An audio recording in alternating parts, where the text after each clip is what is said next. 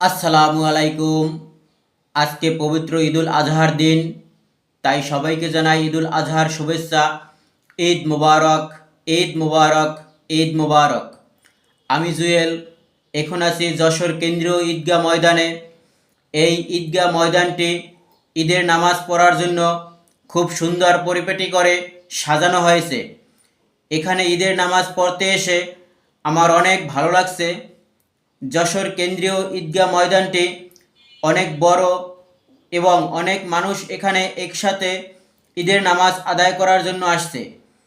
তাই আমার ভ্রমণ এর ক্ষেত্রে ঈদ যেহেতু যশোর জেলায় পড়ছে, তাই আমিও এখানে ঈদের নামাজ পড়তে আসলাম। এখানে ঈদের নামাজ পড়তে এসে আমার খুব ভালো লাগছে। অনেক মানুষ একসাথে নামাজ আদায় করতে আসলে অনেক ভালো লাগে। অনেক মানুষের সাথে কথা বলা যায়, দেখা যায়, সাক্ষাৎ করা যায়, মোসাফা করা যায়। তাই আমার পক্ষ থেকে সকলকে জানাই ঈদের শুভেচ্ছা। ঈদ মুবারক, ঈদ মুবারক, ঈদ মুবারক।